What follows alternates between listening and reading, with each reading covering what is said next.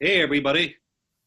Welcome to the Berklee webinar series. I'm Damien Bracken. I'm the Dean of Admissions, and I'm calling in today from my home in Brookline, Massachusetts. I know we're all going through some pretty strange times right now as we deal with this COVID virus.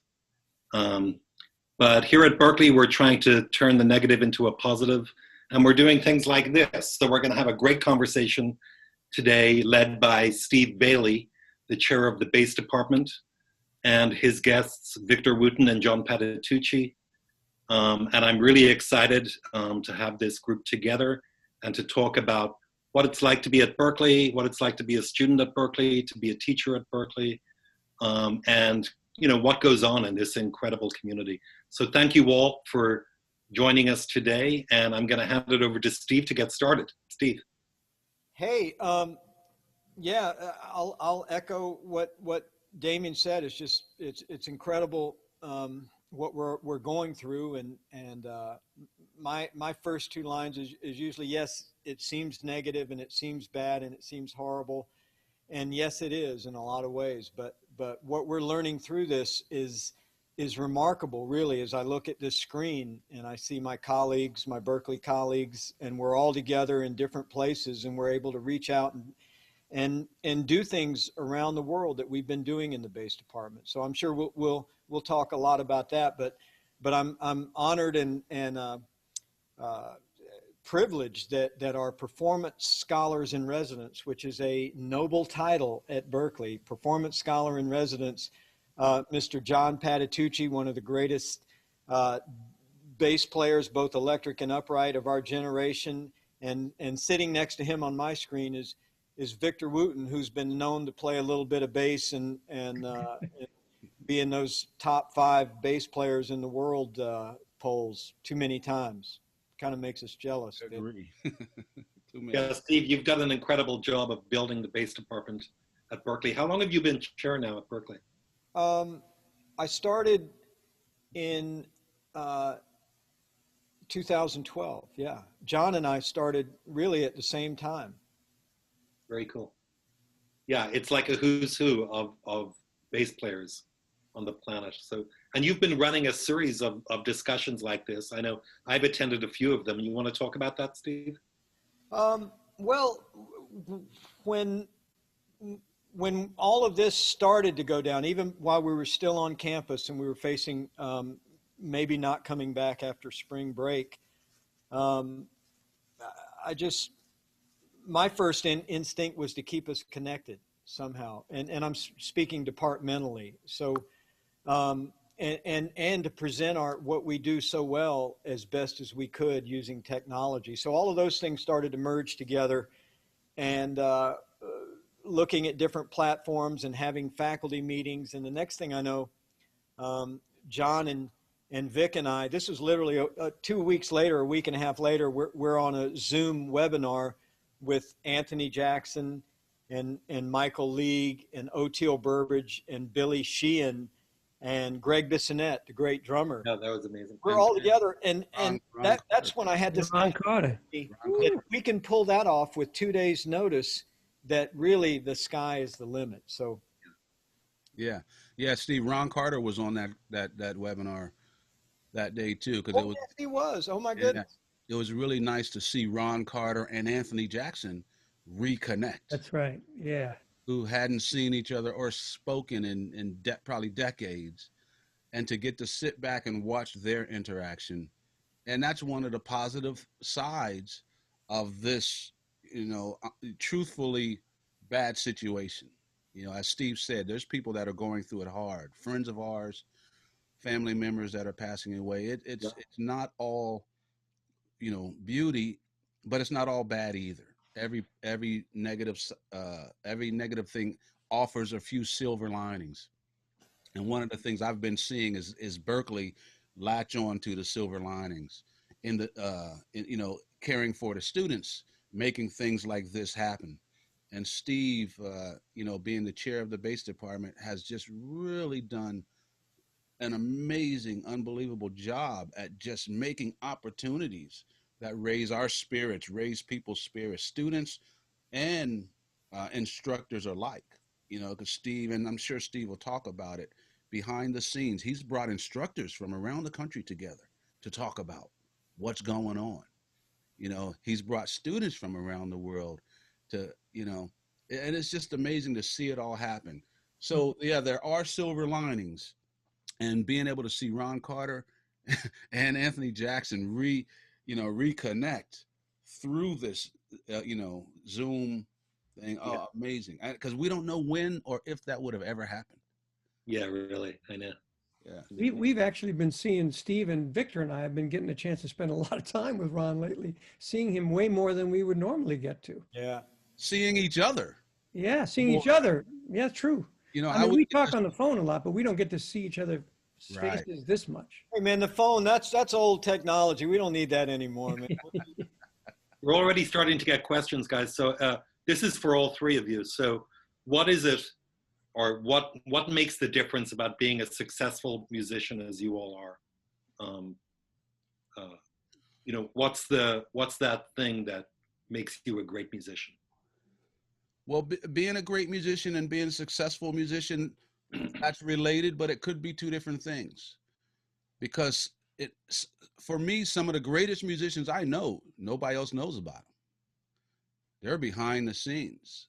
You know, like my older brother Reggie. A lot of people know about Reggie now because I've dragged him out of the house to bring him on tour.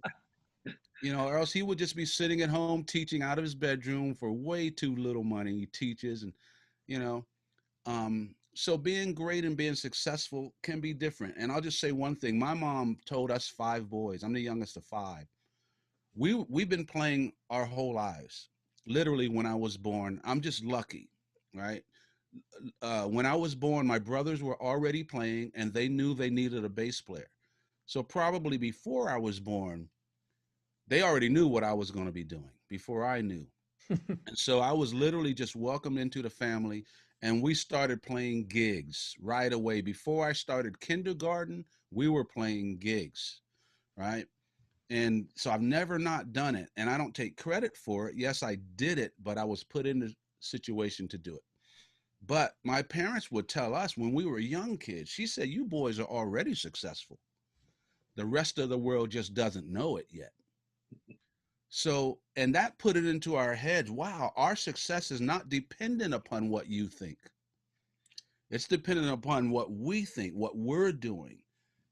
And we're out playing gigs. We are achieving that goal. And it doesn't mean we're not going to keep growing. Yes, we're going to keep growing. But what I learned as a young kid is success can be something that I'm doing right now, where I stand. In other words, I might get up and make my bed in the morning. That's a success, right? No one has to know about it in the world. No one has to know about it. But I know that I'm successful in that moment. And what I found out as a kid is that the big successes are made out of the little ones. And in many cases, I should say, we're so focused on the big success that we're forgetting that we're not really getting or mastering the small successes to get us there. And I'm fortunate that I had 2 wonderful parents and 4 wonderful older brothers that made me look at what I'm doing today, whether it's practicing.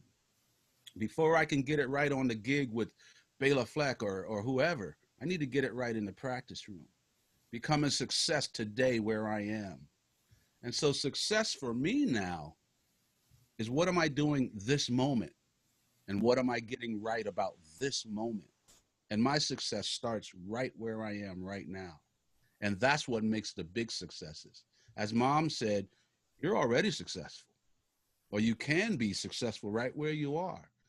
Let the rest of the world catch up to you. Hey, here's one that Vic, I'm not going to let you finish with that, but what's the first thing you did this morning when you got up?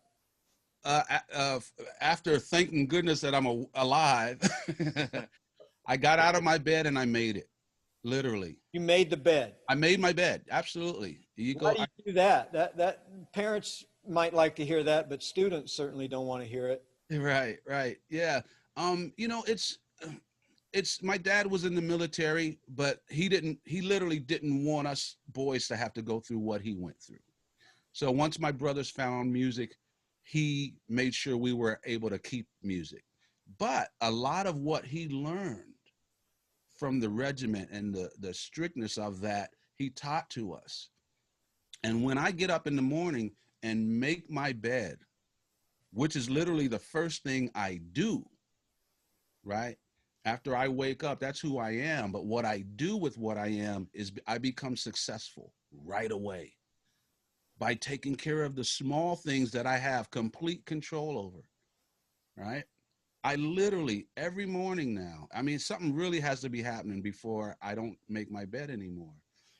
I make my bed, success. Now I don't think about it. It's a habit. So literally being successful has become my habit. And Okay. it's the first thing you do. First thing I do is success. And then when I go into the bathroom, I make sure it's clean or whatever. Success. My pajamas, even if I don't put them in the closet, I'll fold them and put them on the bed. Success, you know? And so I'm making my life, building my life out of small successes. And like building a house out of bricks, the bricks are small, the house is big.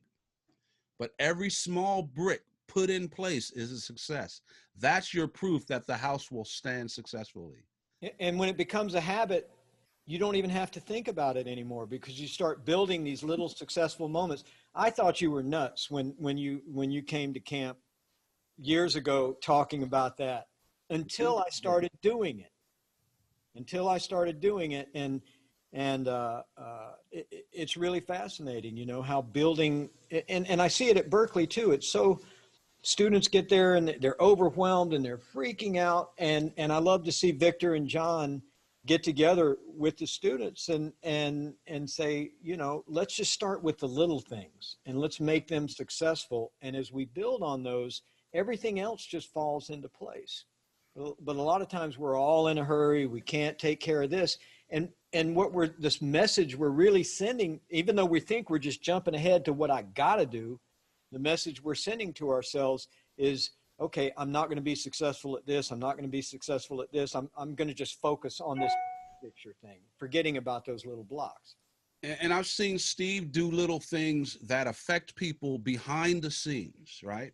Like at the base department. And this is for any of these people out here watching and listening. If you're going to join the base department, learn this one right away. I see it and I love it. Especially double bases will come in for their lesson with Linda O or with whoever. And the upright bases come in and right in the little small foyer of the base department in 1140, they take their base out of their case and the students just kind of drop their case on the floor. And then they go into their lesson. If Steve is there, he's like, wait a minute, whose case is this? Right in the middle of the floor. Nah, right? You don't get away with that. Well, so the students, so Steve and Sandro, the assistant chair, they actually fix different hooks around that small room. So now the bases, if they come in there, they have to hang their case up in this nice little place before they go in their lesson. That seems trivial. That seems like I'm just a parent trying to get on my kid. That is so important. Taking care of those small details, what it does to the back of your brain is so important. And that's what's happening in the base department. And I'm sure it's probably happening other places at Berklee too. Well, but it's bigger. Yeah, the amazing thing is like that once students start doing it, once they start to have that discipline, those little successes, they start policing each other. I don't even have to say anything anymore. They you know, don't you know you need to hang that up? Somebody's going to trip over that, and everybody just gets in the habit of doing it, and it is beautiful to see that. Thank you. So there are some great questions coming in. I want to try and move through as many of them as I can. So as you know, the people attending this webinar are newly admitted students to Berklee, and as we all know, the industry is changing rapidly. What do you all feel the industry looks like, and what should these young artists do to prepare for a successful career going into the industry? Who wants to take it? What do you think, John? All right. Well, that's a rough one, but um, of course, nowadays there's a lot of things that they have to be concerned about that are maybe a little different technologically. But this is a thing that I said to one of the students years ago when I first started teaching at Berklee. Um, they said they asked me immediately, "How do you market yourself?" And I said, "Well, how long you been playing?" And they said, "Well, just a few years." I said, "Well, first you got to work on getting something to market. You have to have something to market. Yes. Um, fundamentals of musicianship, like learning how to be sensitive, learning how to play the right part at the right time that unlocks the music so everybody else can flourish." I'm speaking from a bass player standpoint, but it really applies to all instruments. Bass players, we must have this ethic to survive. So the idea that the community building, which is just the same as getting everybody to put up their case so it doesn't, so that they think about somebody besides themselves, that Steve did with the bass cases. It's the same thing with the instrument. Can you develop your skills and your musicianship and know your instrument so well that you can focus outward on the other people you're playing with to make them sound good? That's a huge thing. So you have to develop a lot of things, all those fundamentals like your ear, your rhythm, your your your your technique in a way that serves the music. I had a teacher that always said music dictates technique, not the other way around. The music shows you what technique you need. So practicing technique in a vacuum is useless because it doesn't have an end game.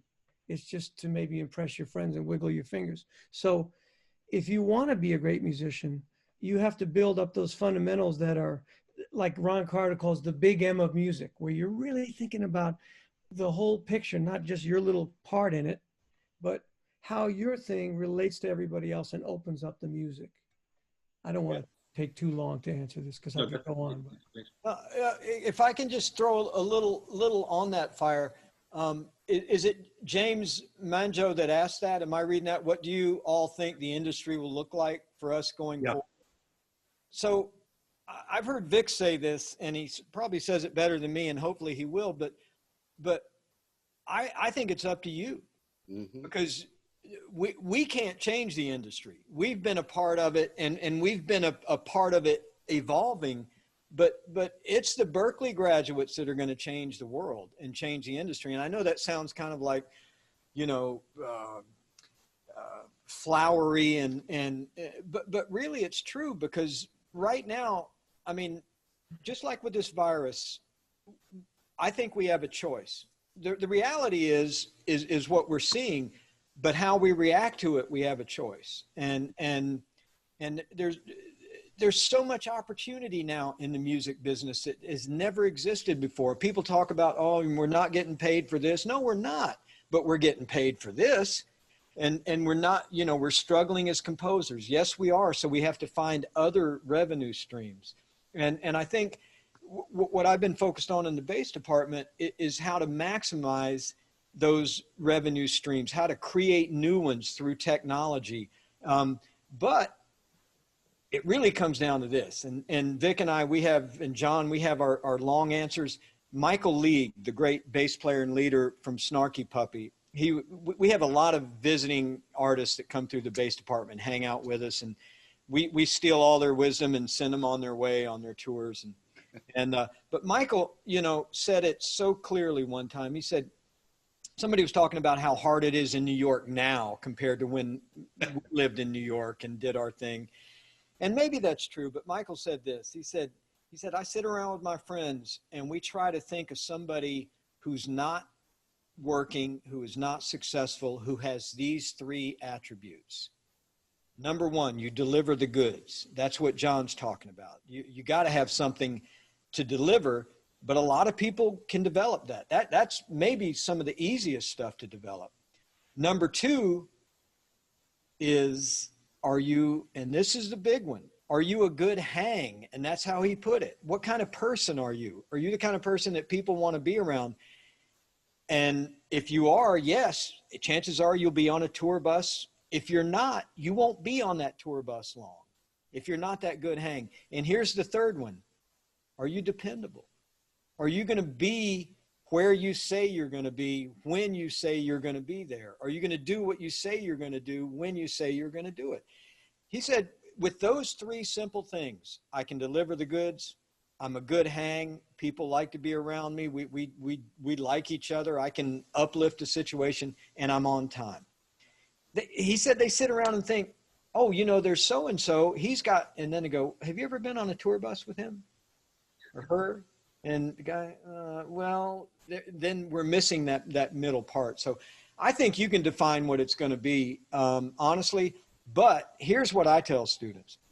I always ask them coming in, when do you think your career starts? And everybody's like, yeah, when I take the thing off and I flip it and I go out into the real world and I'm going to kill it in my career.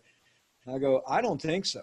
I think your career starts the day you enter Berklee or even before, because your career, you're going to find out, and you'll see some nods from everybody here, is built on relationships. And it's relationships that we have and relationships that have carried us through our careers with people we still work with from my college days and John's college days, people we are still hiring and we're being hired by them. So I always tell the students to look next to you when you get here, because these are the people that are going to elevate your career, and you're going to be the one to elevate their career. And it's this back and forth thing that we do with each other all the time, and more, it doesn't matter what instrument you play, whether it's bass or bassoon. Any bassoon players out there? I bet there are. If there are, listen to Paul. My brother's a bassoon player, so, you know, well, never mind. I won't tell any bassoon jokes, but it's really, really valuable, you know, the relationships we build. So I think you can steer it, right, Nick? I'll make my answer really short. The future of the music business or music period will not look like Steve, John, and me. The future of the music will look like you, whoever asked that question. So what it looks like is up to you. I hope it looks good. But that's literally going to be up to you, because in 10 years from now, there's going to be new technologies. There's going to be new streaming services, and we're going to be the old people trying to learn it, right? But it's going to be right where you are. You're going to help create it. So, you know, Jocko gave that answer one time. They said, where's jazz headed? You know, or something like that. And Jocko, his story, says, well, I'm going to be on a bus later or whatever. He was talking about, you know, jazz is me. This is where we're headed. But there's a lot of truth to that. You guys are young. 10 years from now, 20 years from now, music's going to look like you. And so you need to start determining what music is going to look like right now. That's you. There's a great question here from Austin about, you know, Berklee has a long tradition, of course, of being a great jazz school. And Austin has played some jazz, he's practiced some jazz, but he's not really, he doesn't consider himself a jazz musician per se. And he's wondering if that's a negative for him going into Berklee. And it's great, because we were just talking earlier about the story that Victor wanted to share. So I think this is a great case for you, Victor. Dun, dun, dun. Is it John? Who asked that question? It was Austin Hughes. Austin. I'm directing this to you, Austin, but this is for everyone. Okay. Yes, there you go. There you go. See, I'm known more as a jazz player. Nice, Steve.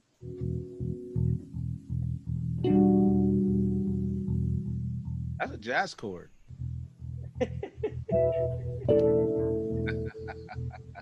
I'm sorry, Vic. I was trying to set the stage for you. I like it. But you're like that with music. Once you start hearing something, I stop. I got to listen to it. I got to feel it. Anyway, Austin, let me share with you my favorite to date, favorite Berklee experience. Now, I'm known as a jazz musician, as a funk guy, groove guy. My favorite experience to date was I was in a small classroom watching the Megadeth ensemble. So this is a group of Berklee students that are just studying and learning Megadeth songs.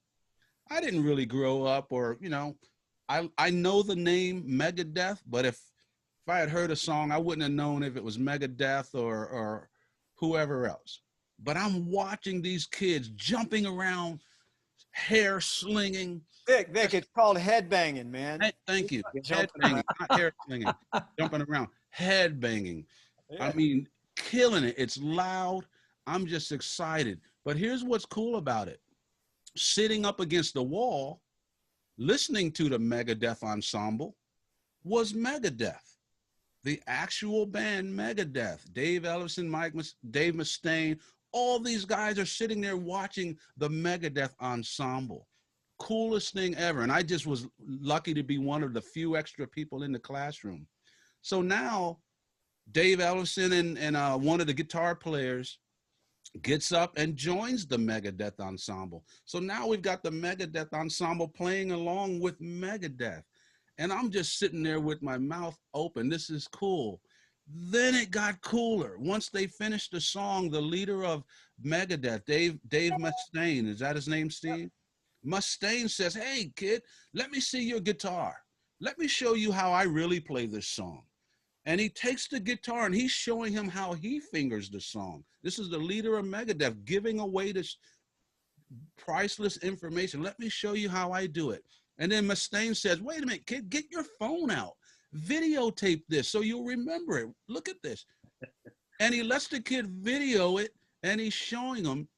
Coolest thing ever. Once the class is over, Megadeth goes to the big venue where they're playing their concert. Steve and I show up at the gig, and then we hear Megadeth tell the story from the stage to the thousands of people. So they're on stage talking about Berklee. Now I knew about Berklee when I was a kid. My brothers used to sneak up to Berklee every summer. When they were out of high school or college, they would drive up to Berklee with secret tape recorders, sneaking into classes, listening to Mike Stern, Tommy Campbell, Kevin Eubanks, all these great people, and they'd come home and we would study these tapes. You better be glad there's a statute of limitations, because that's a felony. And we're all better musicians because of it. We studied those tapes so hard. But check it out, though. The thing is that I always thought of Berklee as a jazz thing. Oh, I got to know jazz to get into Berklee, right? I had no idea there would be a Megadeth ensemble, that you could actually study and learn Megadeth. And the teacher there, Marvulio Dave, he's teaching pick techniques, how to stand so that 30 years later your back is not hurting. He has a whole class called pedology where you learn how to work the pedals, what order to put them in to get these sounds, how to read the bass lines of Meshuggah. My mind was blown, right? And even though I'm a jazz musician, funk musician, this is so far out of my wheelhouse. I'm taking these classes. I'm getting my pick out. I'm learning. But at the same time, I'm realizing how related it is to jazz, because it's the same 12 notes. It's the same instrument. It's just a different accent, a different dialect. And so I realized even learning this Megadeth stuff is going to help me in my jazz studies, and vice versa. I can bring my jazz studies or my classical studies, because when I hear these guitar parts, like I've heard Steve say, it sounds like Paganini. It sounds like classical. So music's all related. So the short answer to Austin is no, you don't have to know jazz to get a lot out of Berklee. There's a whole lot going on. But since jazz is a part of music, and really what you want to be is a good musician, not just a good rock musician or whatever, I would say learn about jazz. Learn about rock, because for me, learning about rock helped my funk and helped my jazz. And so because I'm getting a bigger picture of all of music, and I believe that's what the essence of Berklee is. It's more than jazz. It's about music. Oh, yeah. Like there's 500 ensembles that meet every week at jazz. I mean, it sounds like an exaggeration. It's not. Yeah, from the Megadeth ensemble all the way to a symphony orchestra, to jazz trios, to big bands, to pop ensembles, Steely Dan ensembles, different periods of Miles Davis ensembles. It's pretty fascinating. And I think the faculty involved, there's a bunch of us who lived through a lot of these decades and grew up listening to the original, blues guys like B.B. King and all these guys, and also Cream and Hendrix and all those things. So if you like rock and roll, there's a bunch of us that love it. We grew up on it. Yeah. You know, we heard funk and R&B and blues when it was created. And so I think most of the people that I know that in the bass department, almost I would say everybody really has a pretty, most everyone has a pretty interesting historical perspective and a love for all that stuff. Yeah, it's a really, really cool thing. You know, I've been able to be in a class literally at Berklee, and even more so now that we're quarantined, where I'm in a class and they're talking about a certain artist. Like they might be studying Marcus Miller, and this literally happened one time in Danny Morris's class. They were talking about a Marcus Miller, and you know, I just kind of exercised my what do you call it, Steve? My Your affiliation with Marcus, but I literally took my phone out, secretly text Marcus, said, "Are you available right now?" He's like, "Yeah, I'm free." I get him on the phone. Boom. Here's the guy you're studying right here, right? Oh, man. Over this Zoom thing, I was able to do that once with video. We're talking about someone, all of a sudden a new camera screen opens up and whoa, here's who we're talking about.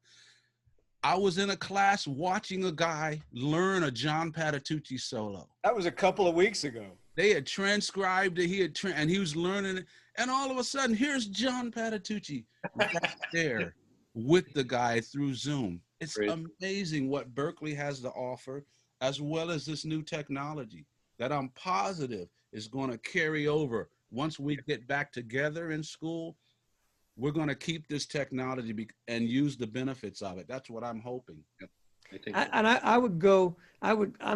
I love what Victor and Steve are talking about. You know, with the risk of maybe sounding like we're bragging, I don't know of any other school in the world where you can study all these styles on the electric bass and the acoustic bass. There is no other place where you can do both this. places, yeah. No other place can you do this. It's impossible. No one has this vast a curriculum and a group of people to teach it. And the great thing is almost every department, virtually, well, I'd say every department is that diverse. You know, we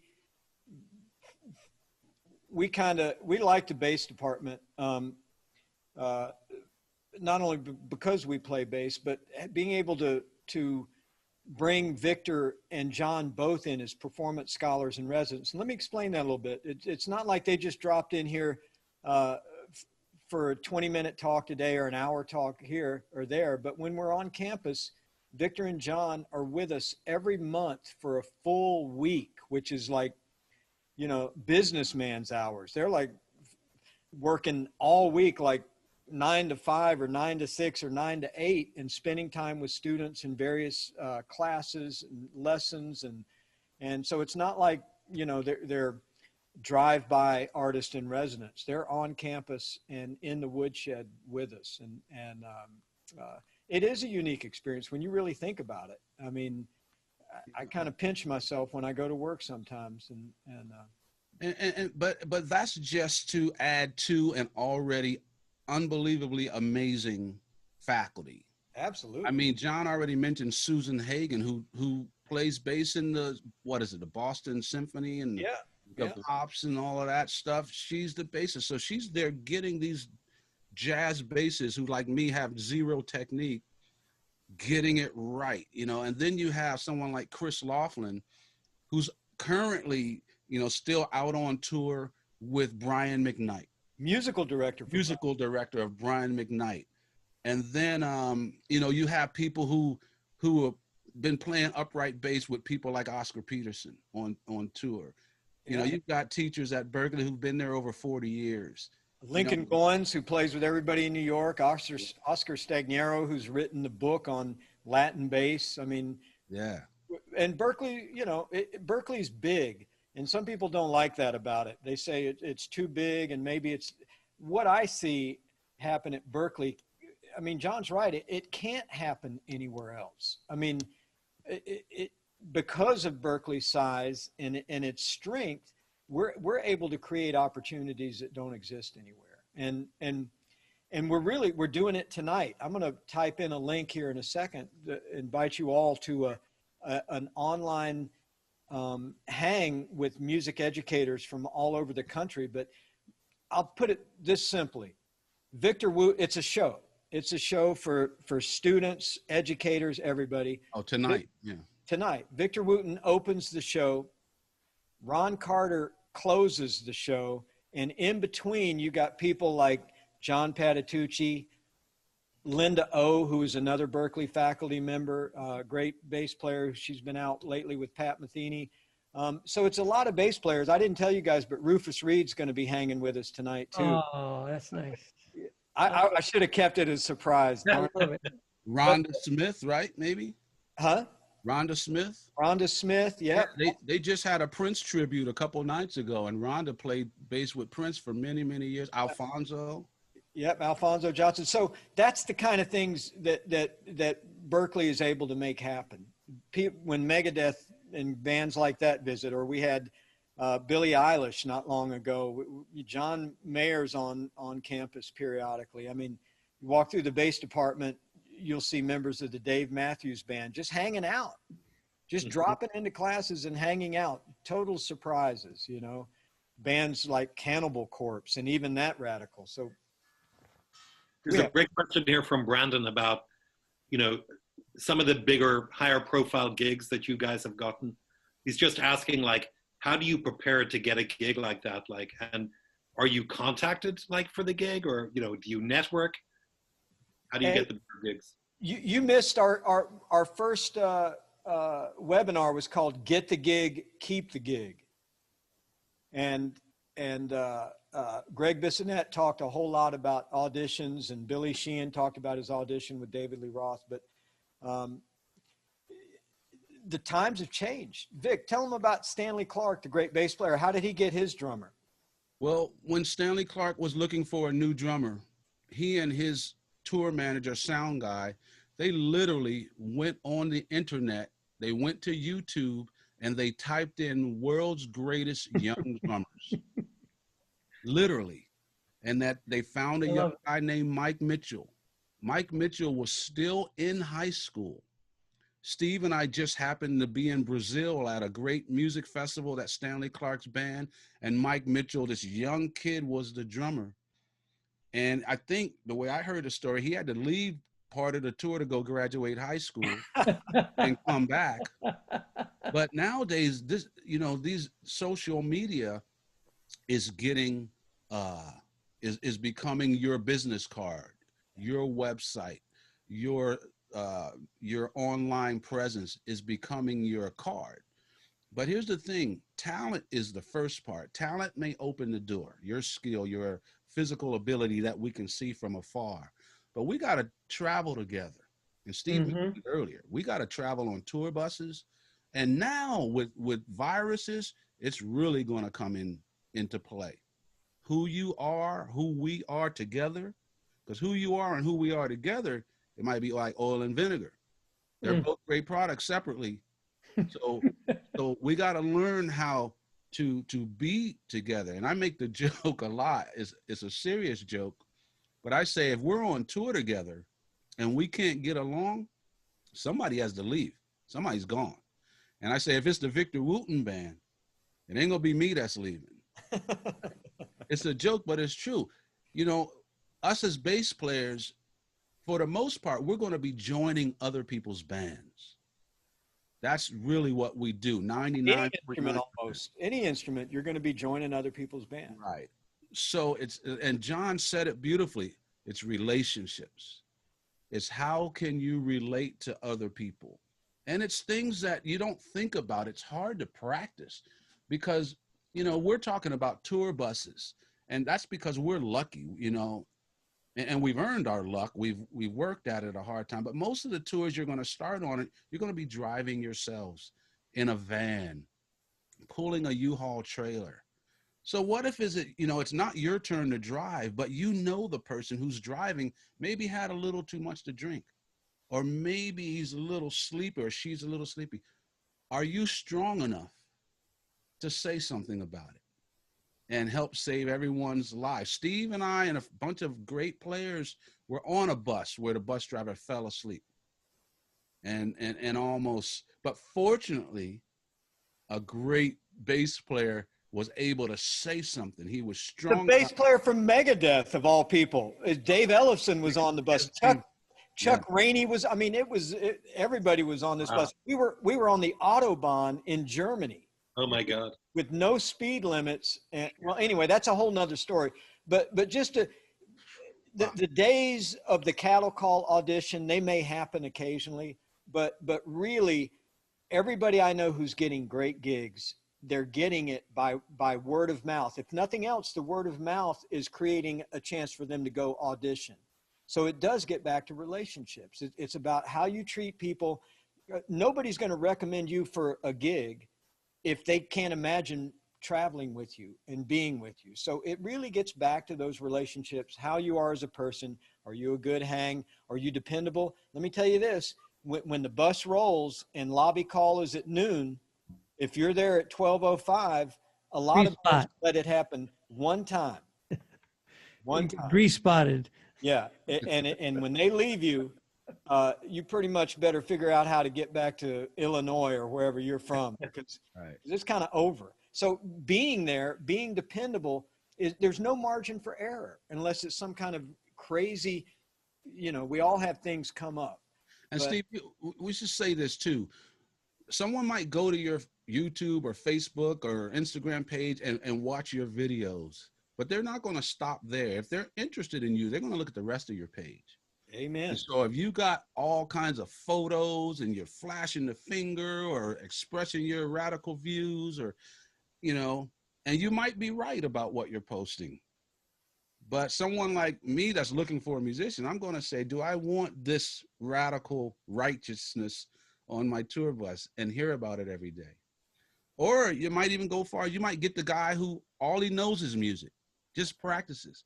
So when we're off the stage, all he's talking about is flat thirds and sharp nines. And I'm like, dude, so it's relationships again. How can you relate to people? And that practice, for one, has already started, but become conscious of it and see how well you listen to people.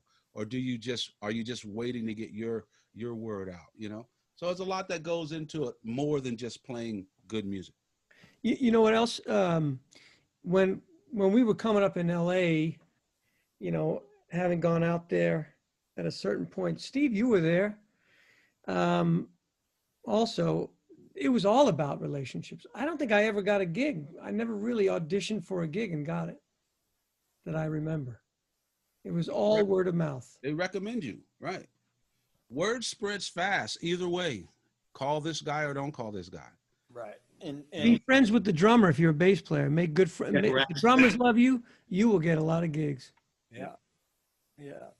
But they're not going to love you just because of the way you play. Exactly. That's only 2 hours a day. There are 22 hours in the day where that Michael League's number 2 factor really kick in. And the same thing applies in college. I had a student one time who at 19 years old had made up his mind about everything.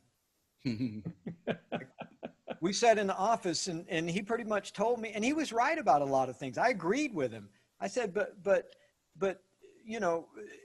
if you present yourself that way to a lot of people, they're either going to love you or they're going to hate you. And that's a tough place to be when you're trying to be a side person and learn and play and do all of this stuff. And I always tell students, try to approach life as a student and be willing to learn something from everybody, because promise you, everybody can teach you something. And Vic, and we've proved this over the years that, and we believe that we can learn something from everybody. And all you have to do is believe that, and you will.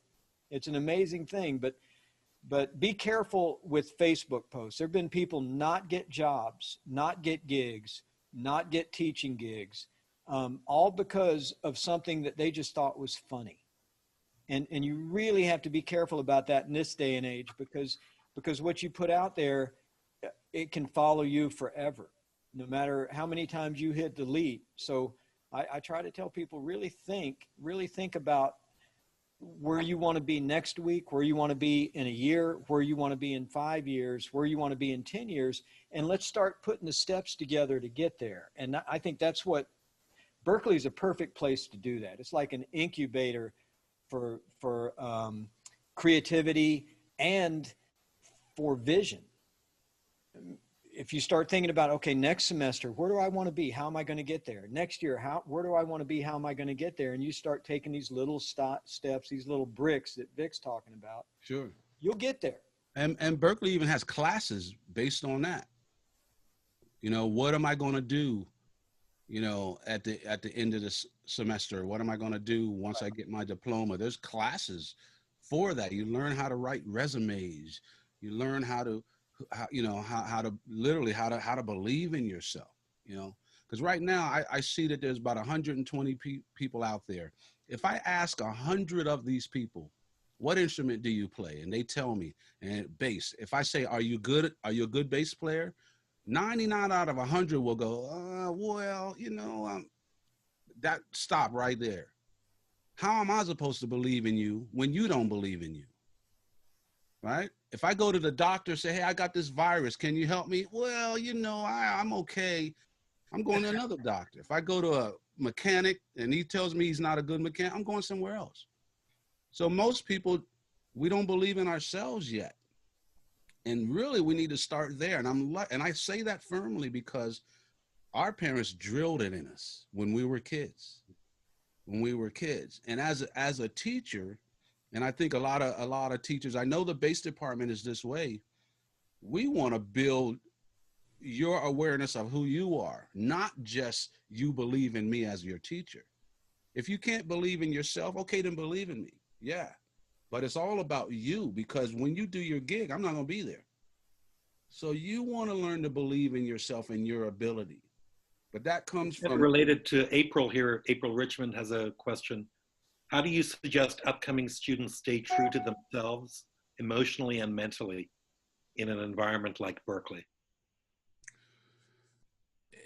It can be tough, for one, because everyone around you is going to seem better than you, right? Whether it's true or not, that's always the case. Everyone is going to seem better. But one thing, my mom told us boys is that we each have an individual fingerprint that in the history and the future of humankind has never been here and will never be here again. Right? Just by the stamp on your finger is your proof that you are an individual that has something no one else has. How you express that and what you do with it is your choice. But even if you think John and Steve and I are great bass players, if somebody wants you to play on their record, neither Steve, John, or me are good enough to be you. If they want you to play bass, they have to call you. So you have something. You have your own voice. It's good to find out what that is, right? And I'll say one thing and I'll stop. In our pursuit, we're always looking ahead. And usually we're looking ahead at what I can't do yet, right? And that ahead, that end never gets closer. Because even when I learn what I wanted, I'm already looking at something else. And the end never gets any closer. So it seems like I'm not progressing. But if you can remember to look at your notes, take notes, look at your progress. Every once in a while, look behind. Look behind. See how far you've come. And then you can say, wow. I really have learned something. And also, once you learn something, you can teach something. There's always someone that doesn't know as much as you are. Learn something well enough to teach someone who doesn't know what you know, and share. But just know that you have an individual gift. That's what you're in pursuit of. You're developing your gift. You know, can I add to that too? Is I think in our society, a lot of times we're so inwardly focused. There's one thing that we can miss if we don't be careful about it. A lot of times you find who you are in relationships with other people. Wow. People bring out different aspects of who you are. But if you don't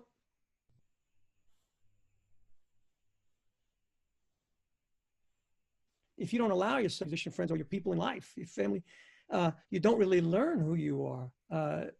somebody, I guess it was C.S. Lewis, said one time, one of their friends died. C.S. Lewis, the guy who wrote the Chronicles of Narnia and all these things. He said the thing that about the person who died is they brought out different parts of the people that were left behind. So now each of the people missed that person in a different way because that person was bringing out different aspects of each person's individual personality. So that's why relationships also help you find. I mean, I found through playing with people and being with people, you discover the voice in you that's you. You can't do it all alone. Yes, be true to yourself, but realize that, be open to the experience that actually shapes you and makes you more who you're really supposed to be. Nice. That thing that you really want so badly sometimes happens because of your relationships. A lot of times happens with the outward relationships that you have. So it sounds There's like a great question here from Liam. Sorry, Vic. He's just asking about, like, we've been talking about the musical diversity at Berklee, and he's very into more interested in the moment in traditional jazz. He plays trombone. So he's just asking about, there's positives and negatives to diversity, and he's not sure that the diversity would be of benefit to him as somebody who wants to focus on traditional jazz. You want to address that? Hey, all I'll say is, and I kind of said it earlier, don't make up your mind. I mean, I love traditional jazz. I turned down one of the biggest country bands after my first week at college. I came back, and this band who was going on, I can say who they were. Their name is Alabama. They were one of the hugest country bands. And I remember Jeff Cook, the leader, called me. I happened to be home in Myrtle Beach after a semester. And he said, "Hey, man, I hear you pick a pretty mean bass. You want to come down and join up with us? We got us a deal with RCA, and I think we're going to take off." And you know what I said to him? I said, "No, thank you." I said, "I am a jazz musician. I don't play country music."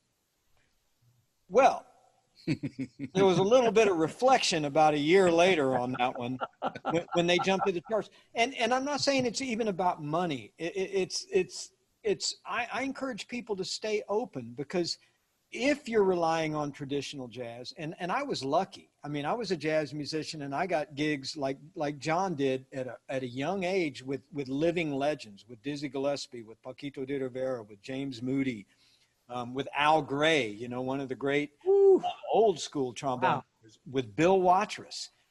So I did the jazz thing, but I had to stay real. I mean, some of the best jazz musicians I know play horns, brass in Phil Collins bands, in the Rolling Stones. Tim Reese, who John knows, one of the greatest tenor players alive, plays with the Rolling Stones. So you got to keep, or I'm saying, if I were you, I would keep my eyes open. Having said that, there's no better place to learn jazz when you've got so many faculty with so many different wells of information from which to draw, teaching improvisation, where you can go hang out with John Patitucci or Joe Lovano or Dave Liebman or any number of our faculty who are amazing jazz musicians. You can go down that road.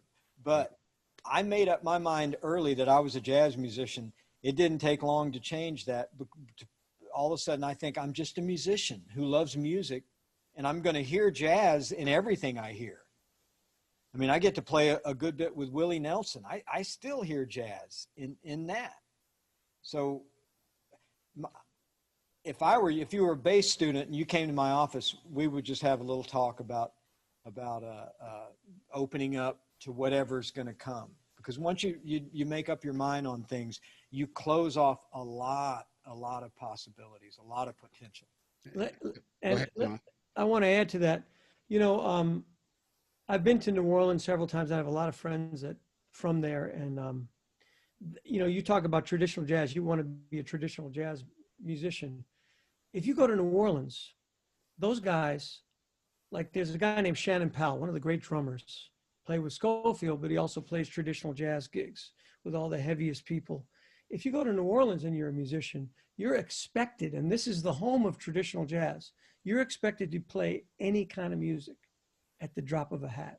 If you live in New Orleans, even though you play, you know, you might play with Preservation Hall, but you might also play a funk gig, a gospel gig, and you know, second line gig. You know? I mean, it's, and if that's the birthplace of traditional jazz, and yet they're so eclectic in what they're able to do, it can be argued that in New Orleans, some of those guys that play in like rhythm sections are some of the most versatile people that you'll ever find.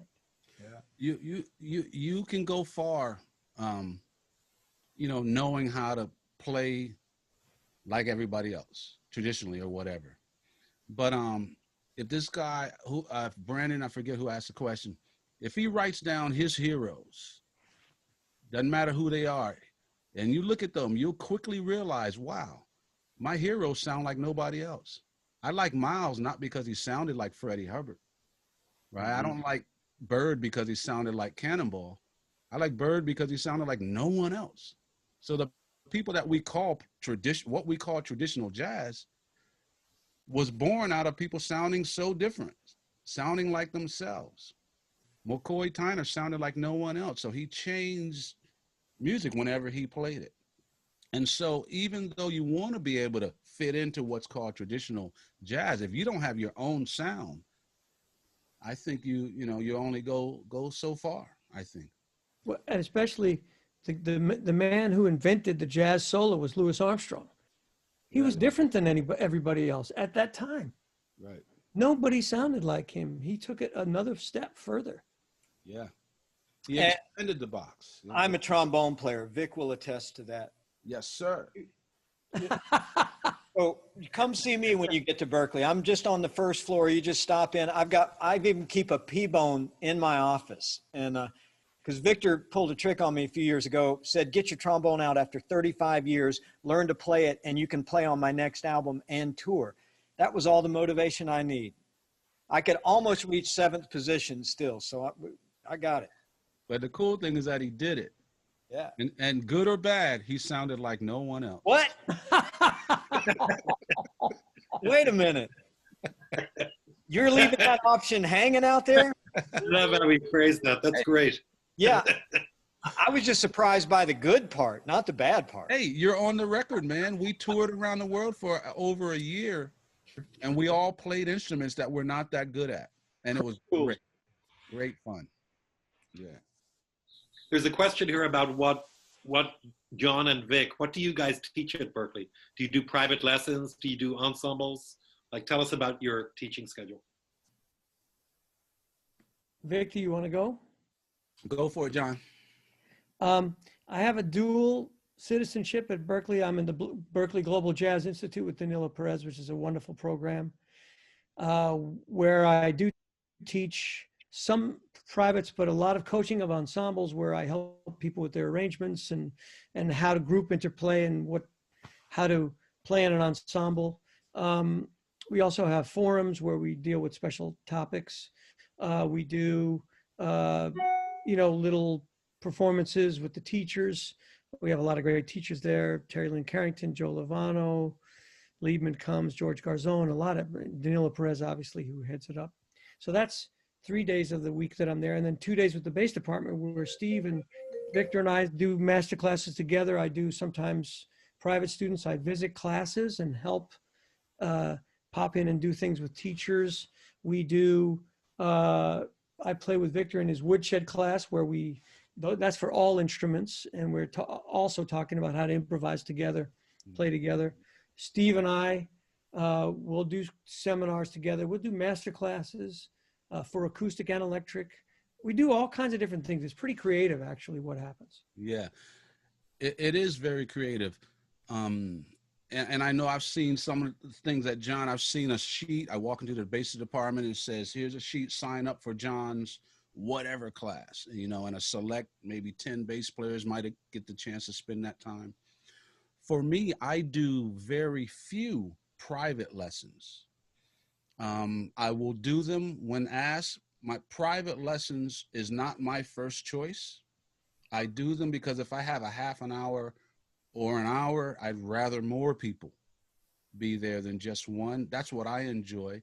So I do a lot of group classes, and John mentioned one. It's called Wooten Woodshed that fortunately, Steve and Sandro allow me to do. And this is a class that I do every time I'm there.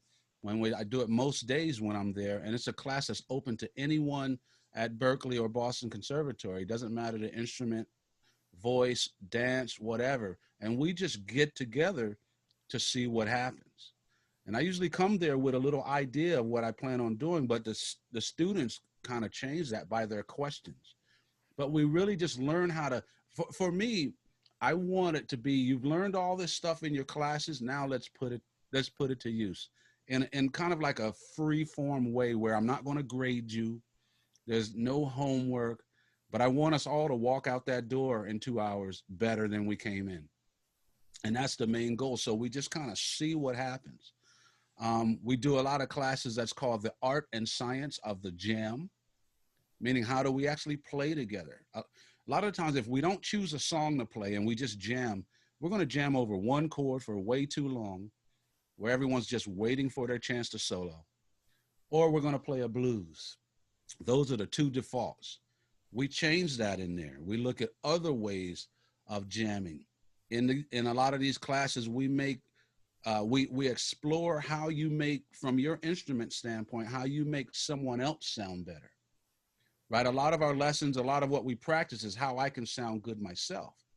But in most of the cases, especially with the rhythm section, our job is to make other people sound better.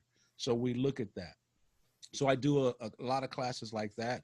I'm always love to share the classes with other people, whether it's with John or Steve or anyone else.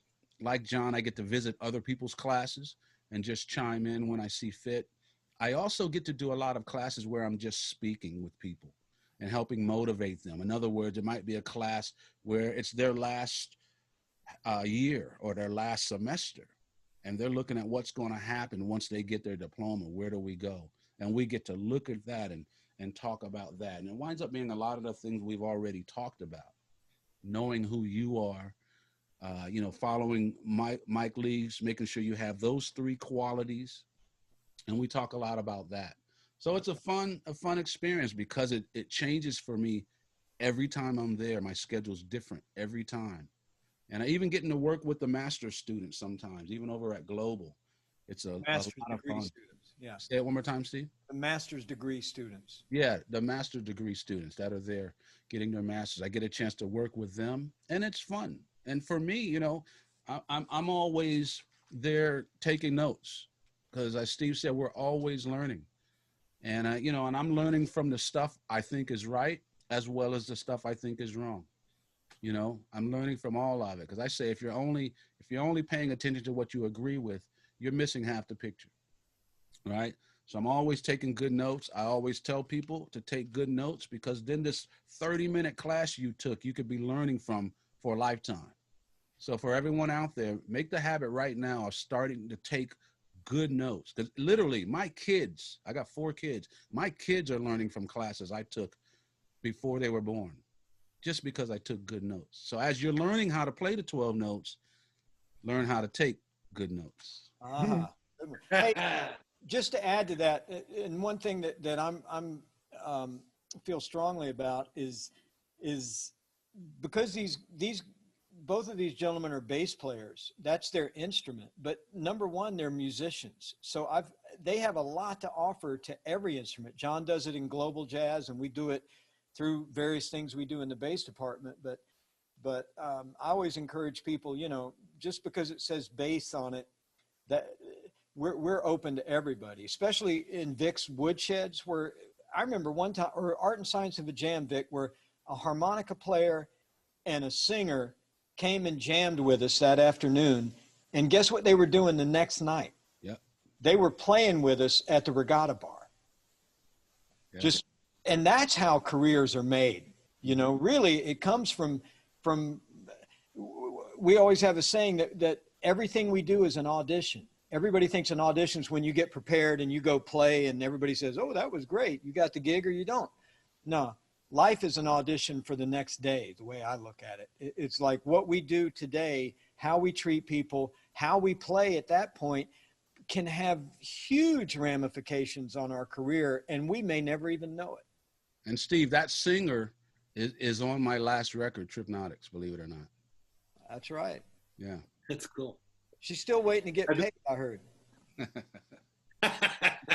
There's a question here about, like, signing a contract with a record label versus just releasing your material independently. What kind of advice do you have on that? Is it necessary? My advice for that student to come to Berklee and major in music business and let he or she change the world, and make it a better, but it gets back to what John says. We got to have, there was another question there about managers. I firmly believe you're not ready for a manager until you can manage yourself first. Mm-hmm. And you learn that the way you manage your time management, all of that stuff is so critical. And it's the same with the record industry. We're in a weird place now, as far as signing and releasing, and we've all been through it. I don't want you to think about how to deal with it. I want you to come and study and change it and make it what it can be, not what it is. Because what it is pretty soon going to be what it was. I want to hear what it can be. And that's my challenge to you. I mean, we can give you our answers, but that's just our experience. Come change the world. Yeah. Make us. There's a webinar tomorrow with the chair of the music business department talking about that exact topic. Yeah. So same time as this webinar tomorrow. Yeah. The one thing I will add to that, if you're going to sign anything, know what it says. Oh yeah. Don't overlook one word of any of it. If you don't know what it means, find out, look it up or whatever. Find someone who does know and know what it means. But also remember that if you're going to go to a label, you have the product.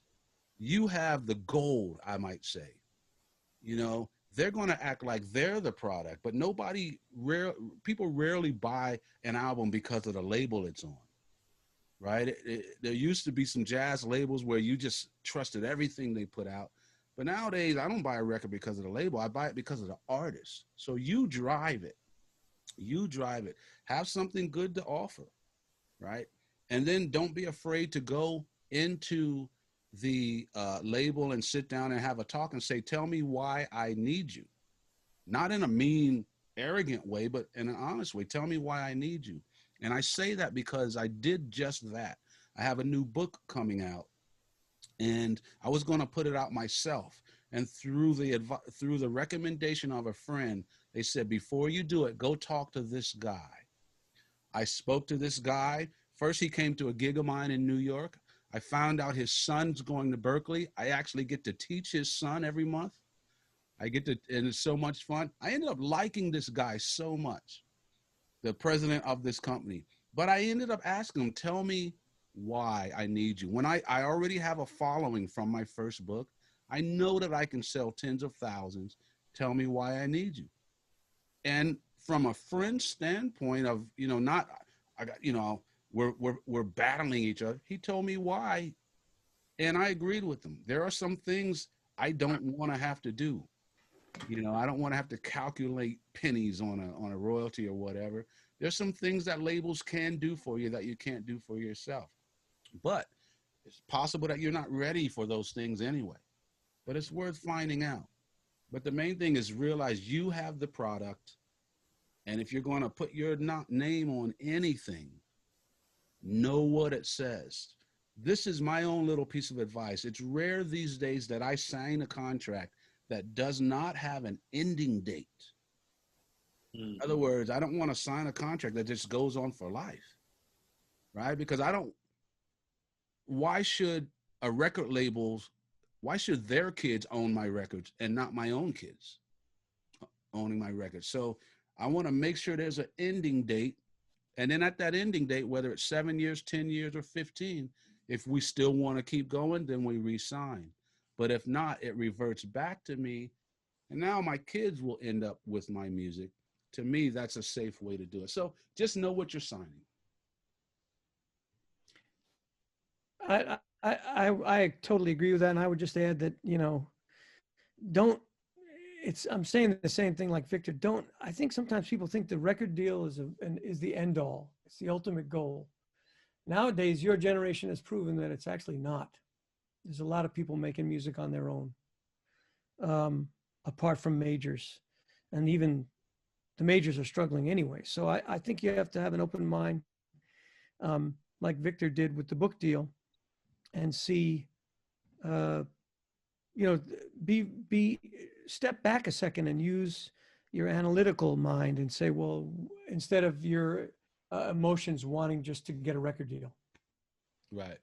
Yeah, I just a quick tag is I just recently went through that of dealing with a major label and amazingly have the A&R person from that label ask me the same question, but she basically said, Steve, why do you want to give us all your money?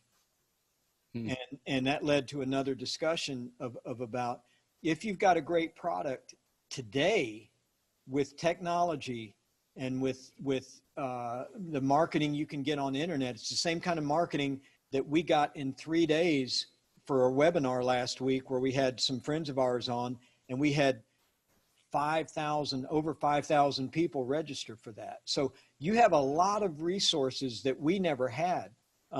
Major labels, if that's a destination, you got to be really careful. And there are plenty of people being really successful selling their own music through ways that I would have never thought of 10 years ago or even 5 years ago. So I still encourage you to listen to everything we say and now go make it better.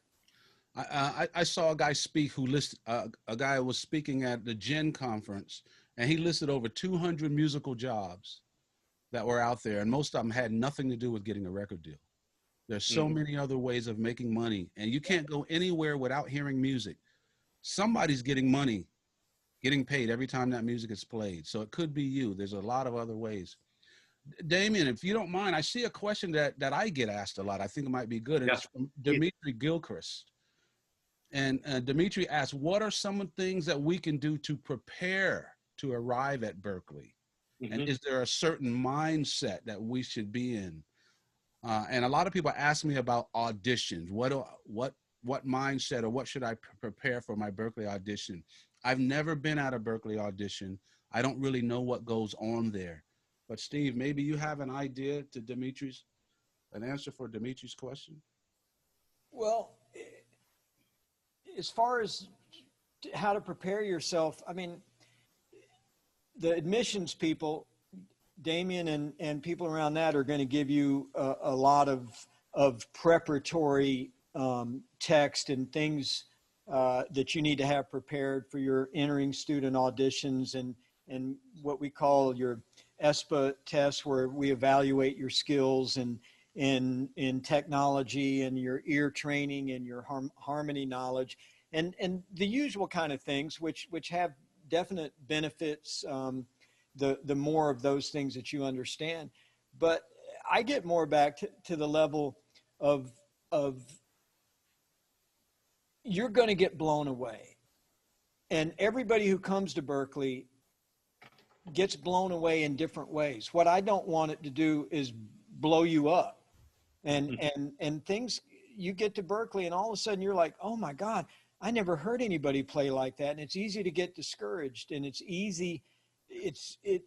but it's also easy to get encouraged. And I encourage people to really stay open and understand that it's a process. Once you get into it, you get your ensemble ratings and all this stuff starts to happen. I see some people panic.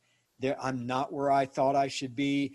Something's wrong, or they just get overwhelmed with what they hear. I just tell people, just get in, find some people you like, start making music, go to your classes, and everything else becomes clear. And I do find it fascinating, and I get it because I see it every fall semester where students are freaked out over stuff that is worth freaking out over. But by the end of that semester, it doesn't exist anymore. You find your rhythm, you find your groove, you find the people that in many cases become your friends for probably, I know it did when I went to college. They're still my friends for the rest of my life. You'll find those. They're there. You know, it will happen. I just, there's so much that happens. And when I think about it, those first couple of weeks, it's overwhelming. Damien, I'm sure, can talk about that. He sees a good bit of it. Yeah, you know, to me, it's a question of, you know, we go through so much to select the class that comes to Berklee. There are so many people looking at your application. We're reading through the auditions. We're looking at the interviews. And we're really, you know, we're trying to find out how prepared is this person to be in this environment. And if they are ready to be in the environment, then how are they going to add to it? Because we want everybody, you know, adding to this really like precious place. So thinking of like really like biting the bullet and thinking about how would I like to contribute to Berklee? I mean, you obviously, you're going to benefit, you're going to grow as an artist and a musician, but also think about how you can contribute and what you can give in a positive way to continue to move the institution forward. There's a question here about being a multi-instrumentalist, which I love, and basically the question is like about stretching yourself too thin. Like, are there advantages to being somebody that plays a number of different instruments? What would you guys like to say to your experience? If anybody knows who Howard Levy is, and there are other people who are like, they're the kind of people that Vic and John and most people, we don't even like people like that because it's so good. It's so many things. It's just not fair. It's like why God gives all the drummers perfect pitch when we could really use it, you know? I just don't understand that stuff. But the multi-instrumentalist, I still am focused on one instrument, but we do have a program. If you're a performance major, we call it secondary instruments. And here's another uniqueness about Berklee that doesn't exist in any other college I've ever been to or taught at. But you're allowed to take lessons on your secondary instrument, on your whatever your multi is in that, and it can count towards your degree. So you can kind of study, if you're a bass player, you study in the bass department, but you may play drums. And part of the performance degree is you can go take some drum lessons, or this is even hipper. If you're a bass player, or let's say you're a guitar player, we've got guitar players lining up to study with Linda O. Why wouldn't you? Because Linda O plays with Pat Metheny. So don't you want her experience as it relates to your guitar playing? So guitar players will show up, or drummers or pianists, with a particular faculty member, not to study that instrument, but to get the influence that comes from the person who's a master on that instrument, which oftentimes is much more valuable.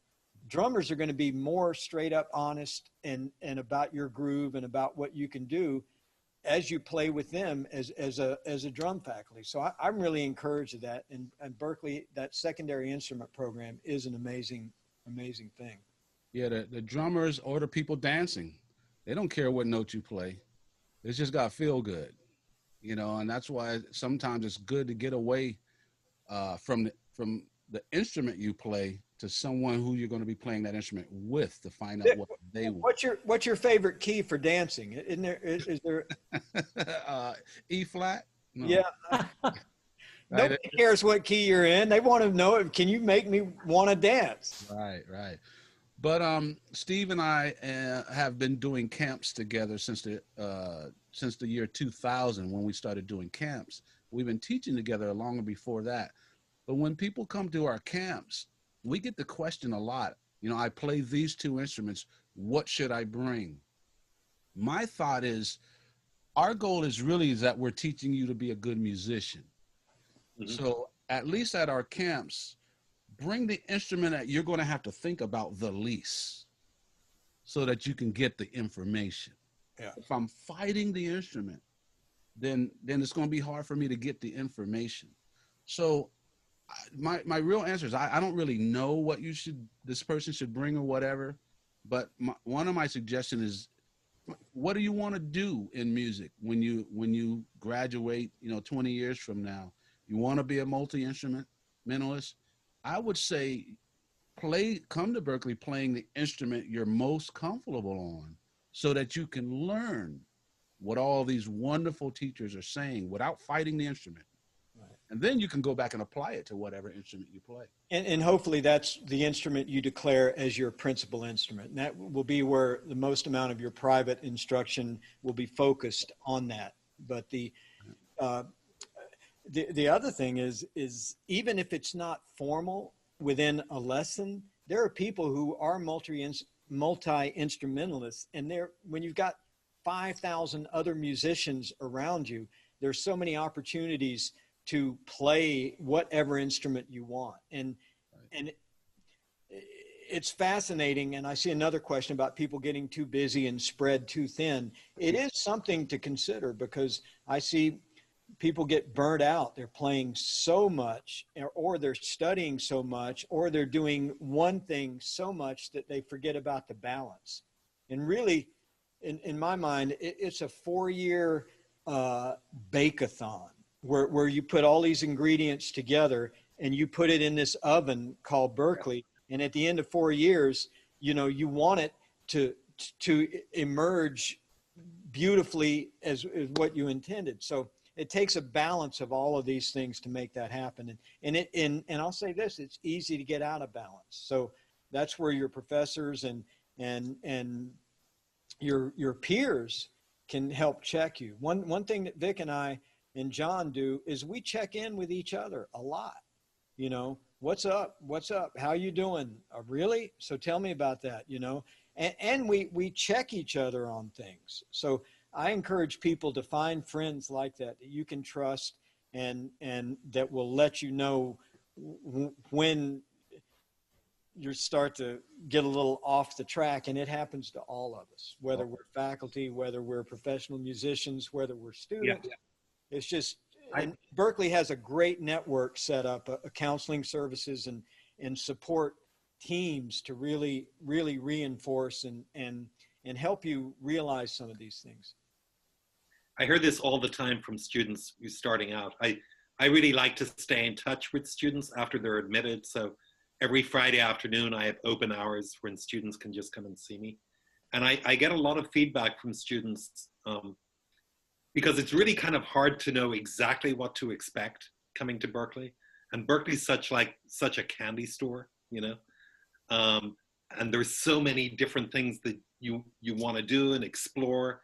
And it's really critical that you try to stay focused and manage your time and balance your life.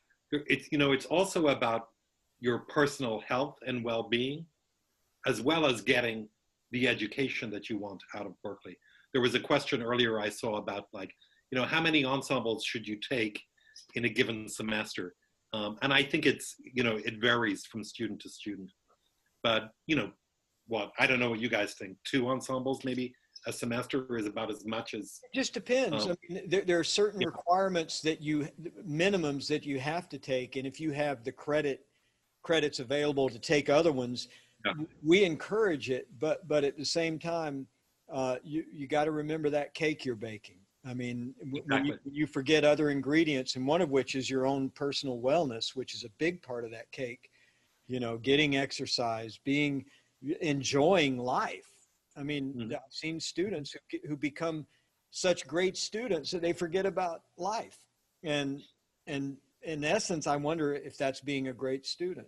So, it is about balance. It's about time management, and it's a constant struggle for all of us. But if you're aware of it, you can work on it and get better at it.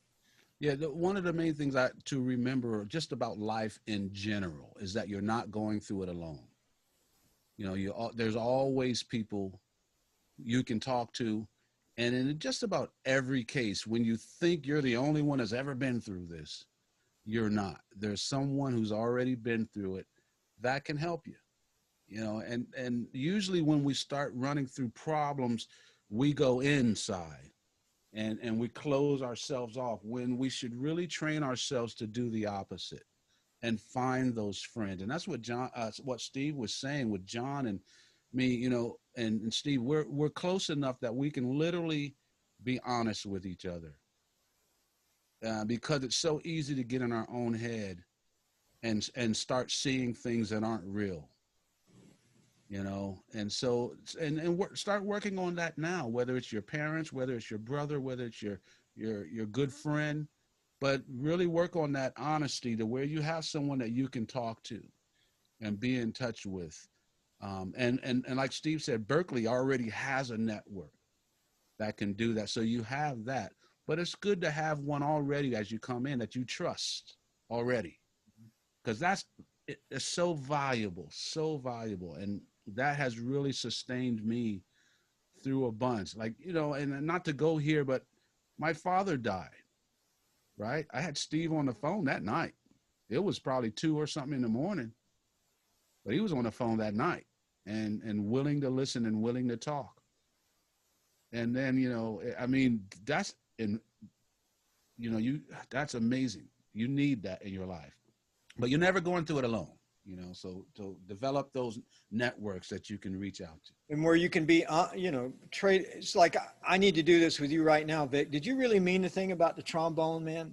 I mean, because which part of it? Because well, the good and bad part, because I'm really a little bit insecure, and I'm struggling with that part, but we'll talk about it later. Okay, Steve, I was starting to learn to play, what was that instrument called? I don't remember the name. Euphonium or something. Euphonium. Thank you, John. Yeah, I remember that. So how was my euphonium playing, Steve?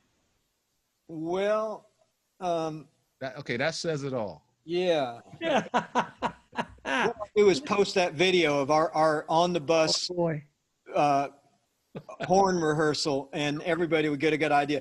But I'm a little, you know, I've been playing trombone longer than I've been playing bass. I just want to know, you cut me a little bit, but we'll work it out. That's how we do it. You're on the record, man.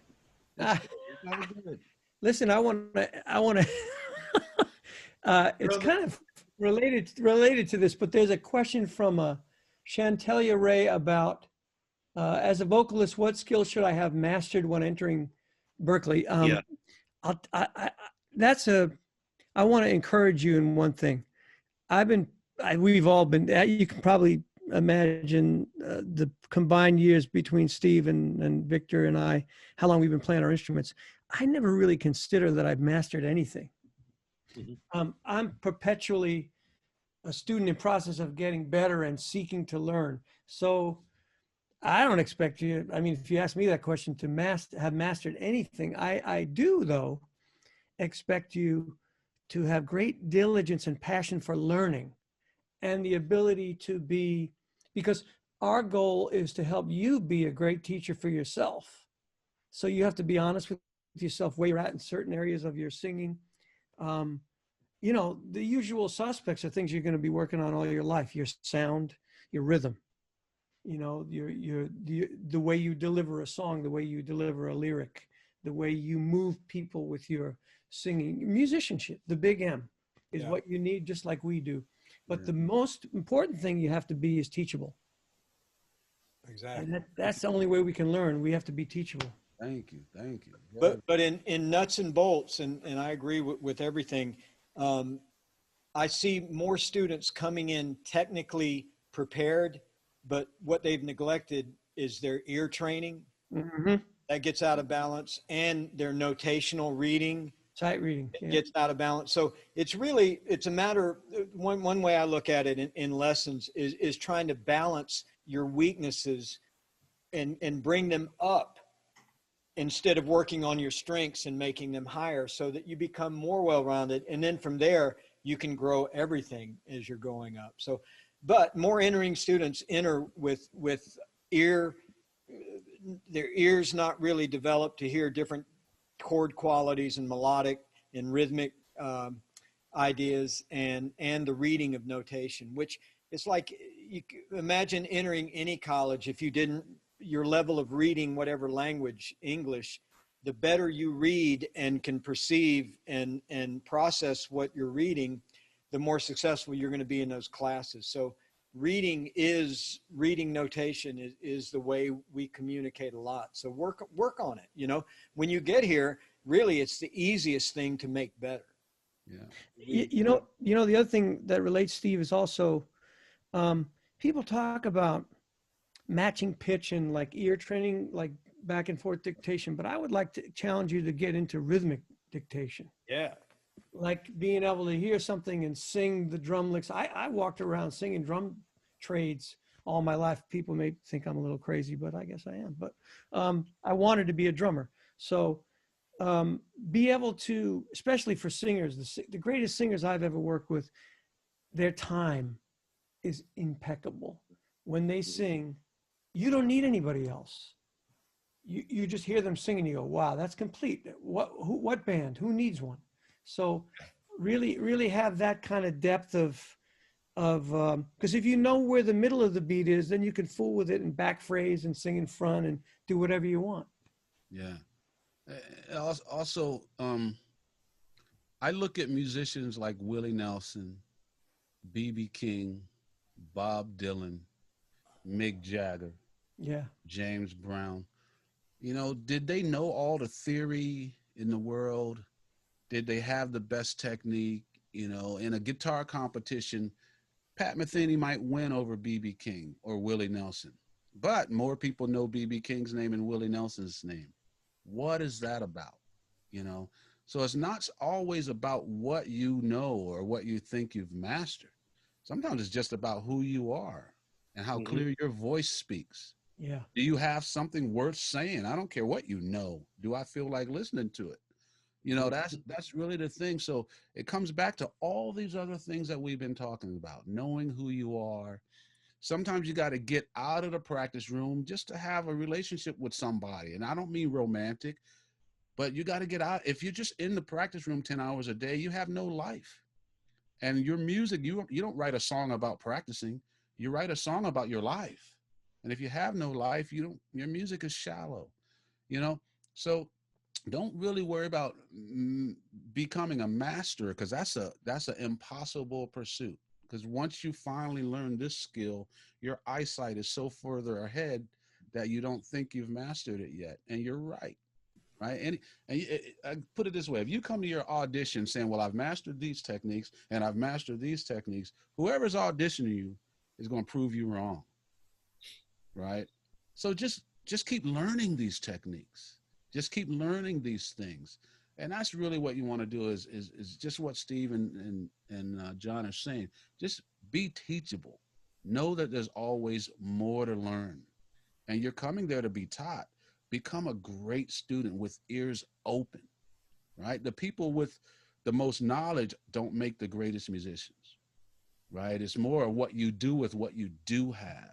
And you look at a Willie Nelson who may only know a few chords. All he needs is one of them. If he plays one, you'll stop everything and listen, right? So he's learned how to put himself into even one chord. B.B. King, one note, right? Couple little things. Remember this: the person with the best ears, who can recognize all these intervals, is one thing. The person who has fast ears, who can recognize those intervals quickly and put them to use, that's a whole nother skill. Having fast ears, not just good ears. And you can be practicing listening, because to me, that's the biggest skill that we can be developing, is who's the best listeners, right? So you could, every time your cell phone rings, do you know the pitches of that? Probably not. That's something you could be practicing all the time. For Steve Bailey, I already know Steve gets in his Mini Cooper and there's two notes that go as soon as he turns the ignition. Steve not only knows what those notes are, he can tell you the tempos of his windshield wipers, his turn signal. That's going extreme, but why not? We hear them every day. That's your 93 beats a minute right there, people. Yep, just from the turn signal. Here's the thing. Why not? Right? We want good ears, so music's playing all the time, but it's playing through your microwave going off. It's playing through the car telling you to put on your seatbelt. Right? Music's always there, but we only think it's playing that hour a day or 2 hours at a practice. Yeah. If we want to become better listeners, really start listening.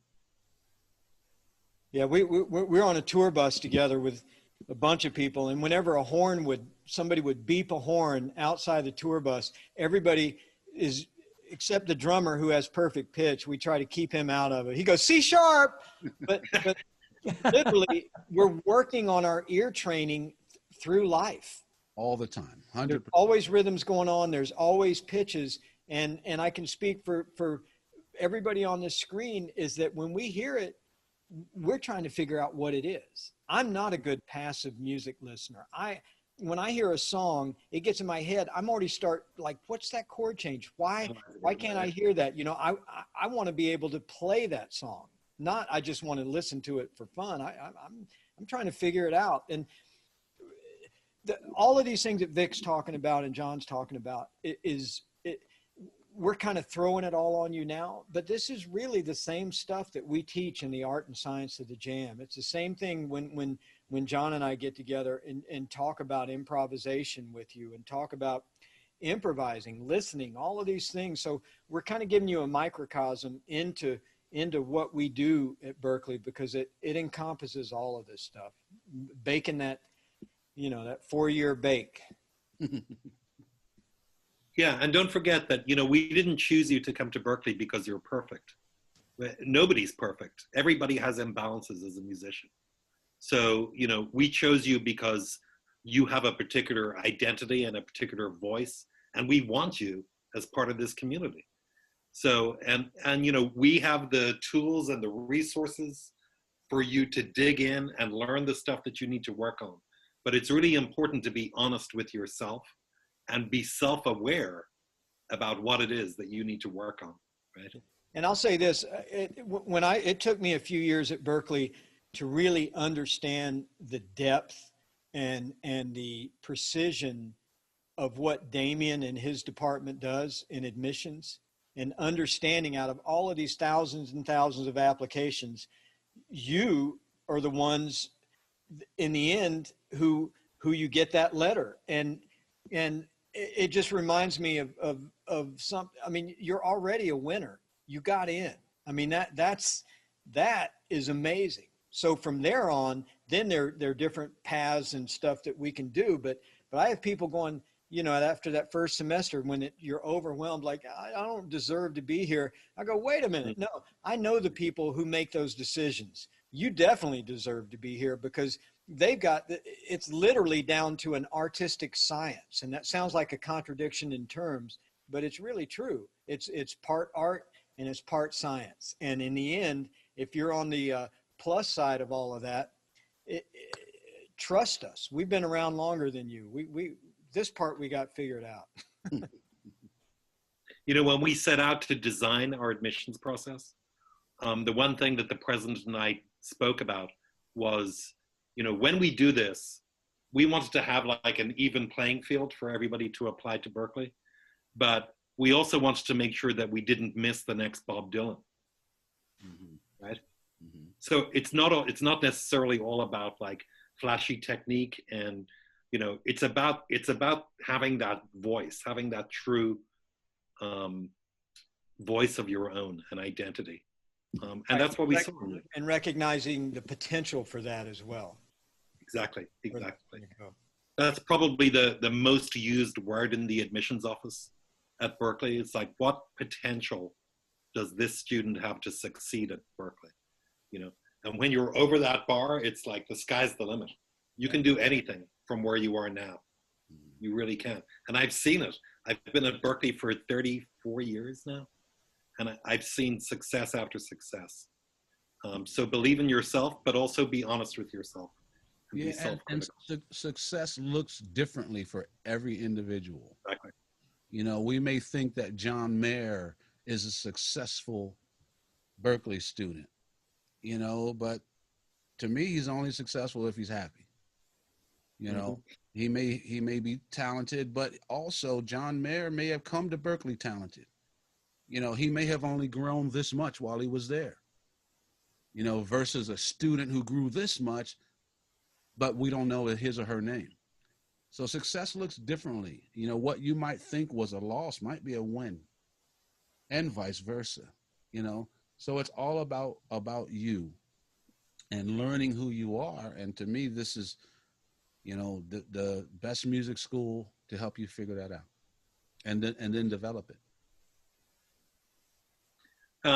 We're getting about 18 minutes out before we wrap up here, but I wanted us to kind of talk about the pandemic and the impact that it's had on all of your careers. You're all very active musicians performing a lot out there. What have you learned from this experience, and how do you think it will change the industry or even your own career going forward? All right. Well, nobody's jumping in, so I guess I will. I'm a little different. I don't like the fact that it's a pandemic and that people are sick and dying. I don't like that part of it. But what I am getting from it is time at home that I've been asking for, but not listening to even my own self. I've got 4 kids. My oldest is 22. My youngest is 15. I have not been home for a full month in their lives. That's horrible for a dad. But almost their whole lives, and Steve definitely knows this, I've been trying to come off the road for a year just to be home for my kids. And every time I say I'm going to do it, life says, prove it. Bela Fleck and the Flecktones. Oh, we just got this tour opening for Dave Matthews. We need you. Okay, I'll do it. I'll go back on the road. Or my daughter, my oldest daughter, Kyla, was homeschooled for 12 years. She applies to one college and gets in, right? NYU. As soon as she gets in, NYU raises the price, 10 grand. So here I was she's in 11th grade. I was going to take her senior year off. First child, I need to be home for a month at least. Not if 10 grand more, I got to go back out and work. So I keep trying to come off. Life says prove it, and I falter. Now I'm not home for the reasons I wanted to be, but I'm home and I'm making the most of it. And so I'm really getting a chance to be dad and to be a husband, clean the house and things like that. So I'm making the most of it. And right now, music is the least thing that I'm doing. There's a lot of music of me on YouTube. If people want to see me play, it's there. But I enjoy doing things like this where I can maybe help other people through this pandemic. But for the most part, I am enjoying it. But the other thing that I'm doing is making sure that since I'm inside, society says you got to be inside. I'm really going inside because music is something that I do. Music is not who I am, bass player, right? It's who I am to the public. But beyond that, like I can sit the bass player down. What I can't get away from is me. So I'm going inside that person and make sure I still like being around that person. And I'm enhancing all the things that make me me so that when we come back to some semblance of normal, I come back better.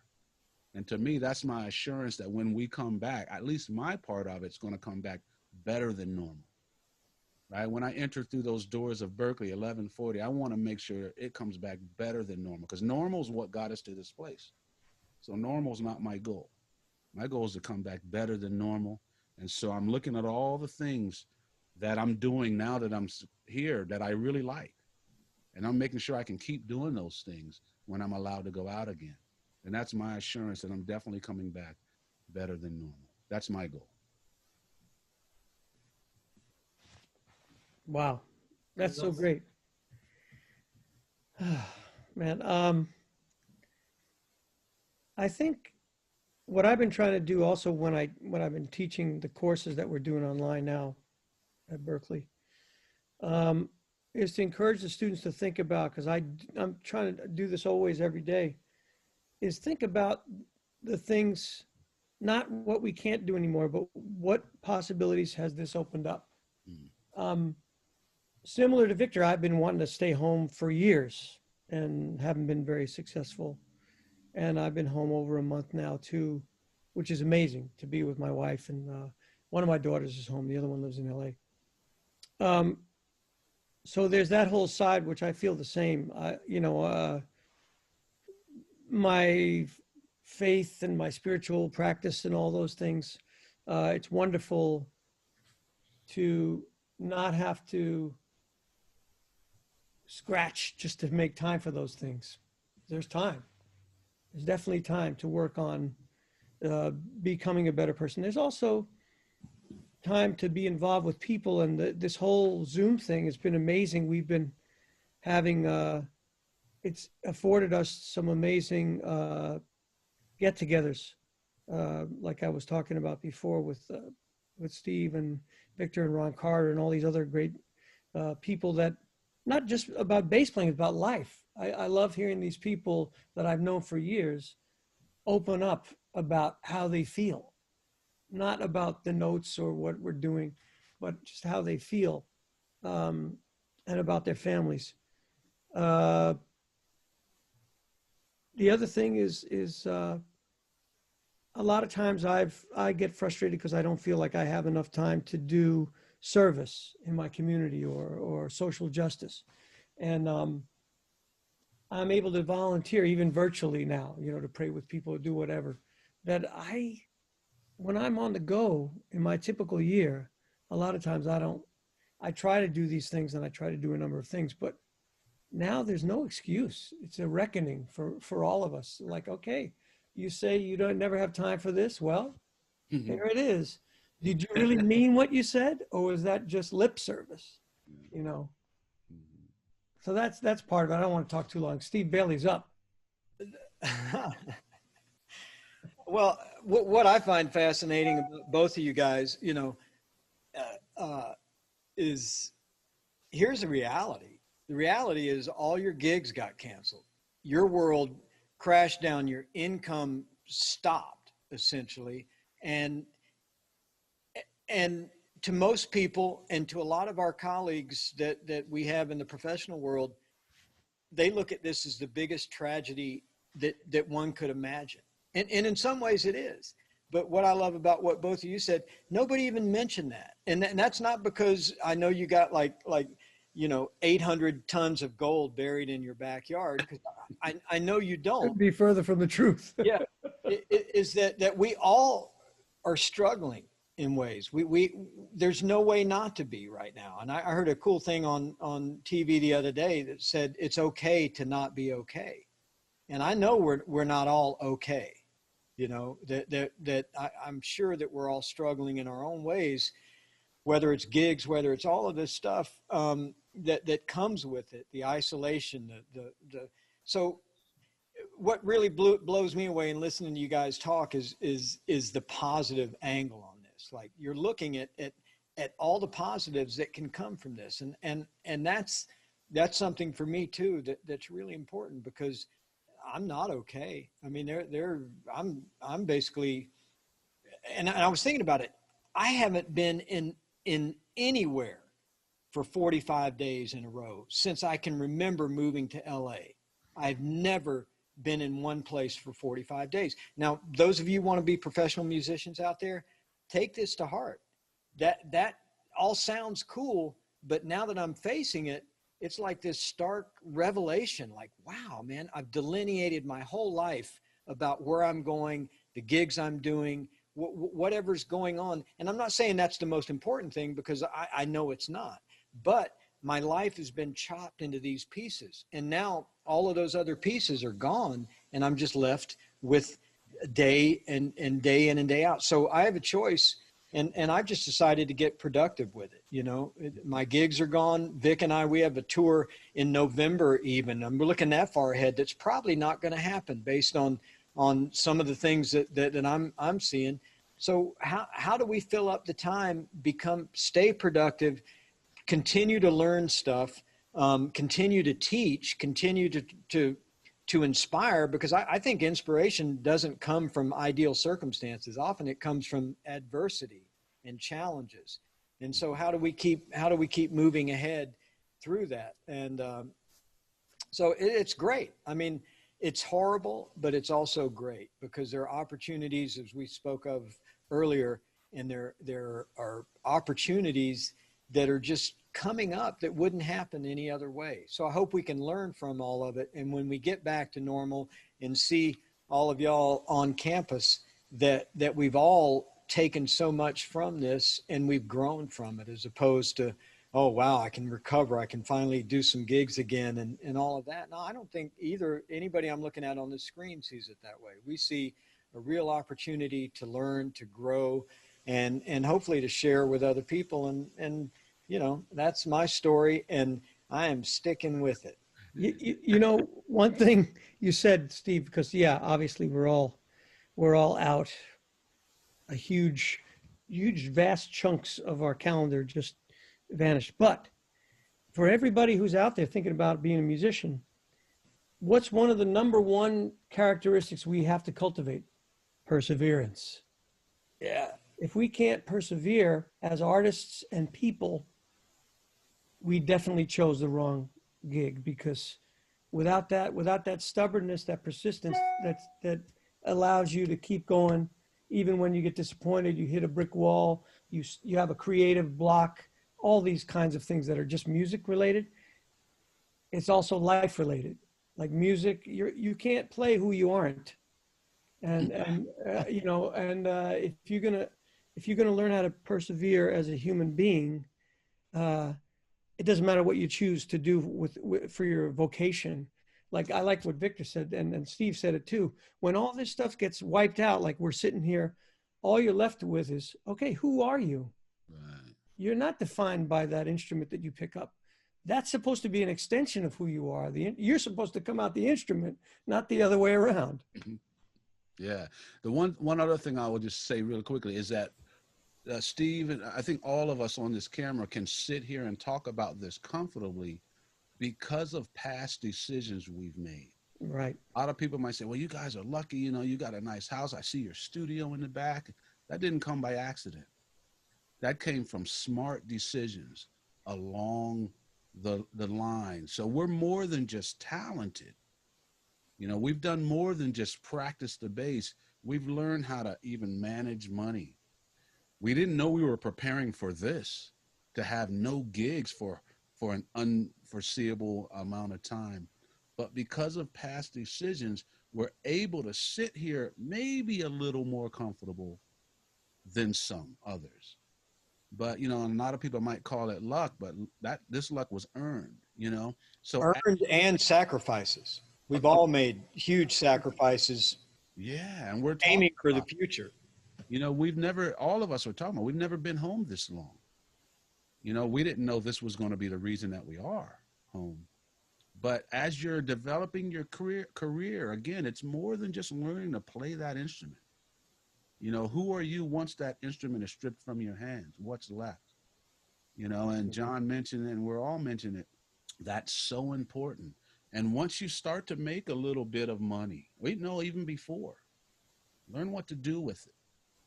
Learn what to do it. Learn how to help other people. Learn how to be of service. Because as my mom would say again, if you treat life right, life will treat you right. Mm-hmm. And it'll treat you in the term of what might be called luck. That was a nice coincidence, right? You can learn to earn that stuff. And it goes back to what we said earlier. We call it at our camp, win the day, right?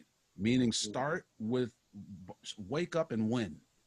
Wake up and be successful. Make your bed.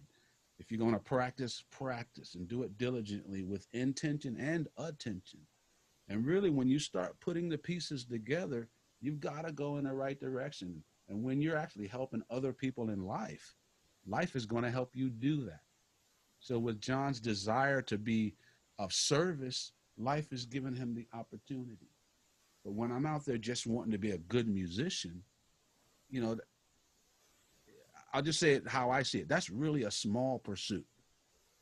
You know, my mom would say to that, well, what's that have to do with me? Like, how do you being a good musician, how's that going to help me? And I'm like, whoa. I remember her literally saying it one time. And I told her something I had done. Practice 3 hours. Okay, what's that have to do with me? Like, whoa, you know? So life is bigger than just my pursuit, right? But, you know, we understand that when we're talking about how good it is right now, I'm home, blah, blah, blah, we do understand that it's not like that for everybody. There are people struggling. We all know people who have died. You know, our good horn, Wallace Roney or whatever. We all knew him. We're sad to see that. Ellis Marcellus and more friends of ours. It's not all great. And like Steve says, you know, I'm not okay. But there is a lot that we still have to live off of. There are still silver linings.